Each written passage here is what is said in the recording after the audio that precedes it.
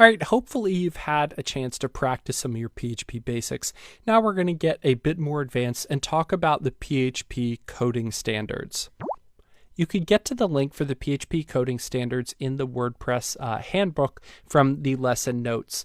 And just to show you a bit what we have here, I'm going to zoom out a little bit. Notice that there are several coding standards. There's HTML, accessibility, CSS, JavaScript, as well as inline standards. So we're looking at the PHP coding standards, but in general, it's a good idea to familiarize yourself with all of this. So let's break it down and start going through this. Notice that it starts off talking here about single and double quotes. It says, notice that if you're not evaluating anything in the string, so if you're not passing a variable, go ahead and use single quotes.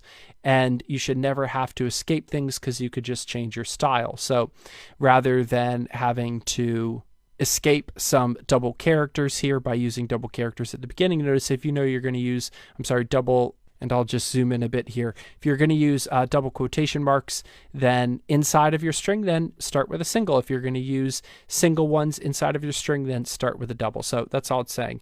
Just go back and forth. So indentation is another really big one. WordPress is all about readability. So it says use real tabs, not spaces, as this allows most flexibility. And notice how this is all nice and cleanly lined up. So that's a general good rule of thumb, that you want some white spaces and you want things lined up. Now in PHP, it is possible to write things on one line in some PHP statements. So you could end up with some blocks that aren't wrapped in these curly brackets, but in general, you want to use them just to make your code cleaner. So right here, this would not be required since it's just one line in an if statement to have these curly braces, but it makes it cleaner. So they're saying, go ahead and do it.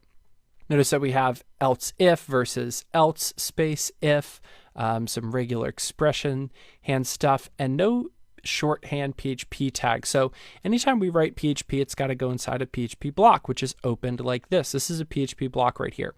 Now, some servers have some extra code so that you don't have to write PHP. You could just do this or the equal sign, and that will automatically echo something. Now, because this works on some servers and not on other servers, in general, they say always just stick to this so that your code is as usable across the board as possible. Try not to have trailing white spaces. And some things here like there does not have to be a space between the X and the double equal sign or the 23, or between the two ampersands, in between commas here in the array, or in between here. All of this can be compressed with no white spaces, but it makes it really hard to read. So basically, anytime you're doing anything like this, notice how much white space is here, and they call it breathability for your code.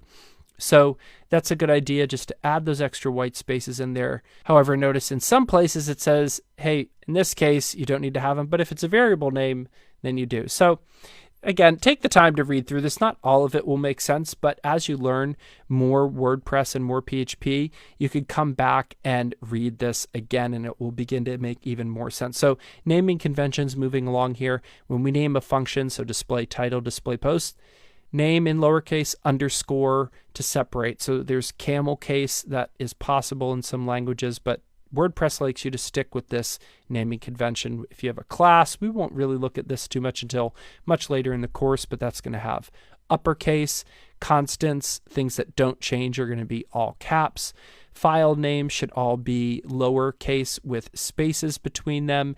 And if it's a class, it should start with that. And then this is just a kind of core thing, how to name internal core files. This is just talking about trying to name things in a way so that if you're naming them, or if they have true and false values, they actually make sense. So whether something's slow or not, true or false, that makes sense. Whether something's mushrooms or dog food, that could be a little bit confusing. So just talking about naming things, a little bit more on naming. Again, this is stuff that some of this won't even really be that valuable to you. There's some complicated ways of writing if statements. Some people say simpler, but some of the stuff you'll come back to, some of it can be helpful. For example, one of the things they say to write are what called Yoda conditionals. And what this is putting the test value before what it is that you're trying to test. So normally you'd say, if the force is equal to true, then go ahead and do this. However, the problem with that is that if you forget the equal sign, you could accidentally set the force equal to true, which would be a problem. So you can't set the force, you can't override the true value here. So it's just a safer way of doing it. Some people think it's a little awkward. They call it Yoda because if true, the force is victorious you will be. It sounds kind of like the way he speaks of flipping things around, but this is a WordPress standard, so helpful. And I'll show you this again and again throughout the course, so you don't need to worry about it too much. They talk about clever code versus readability. So oftentimes folks will come back and say, hey, you could have done this in one line by doing this, this, and this.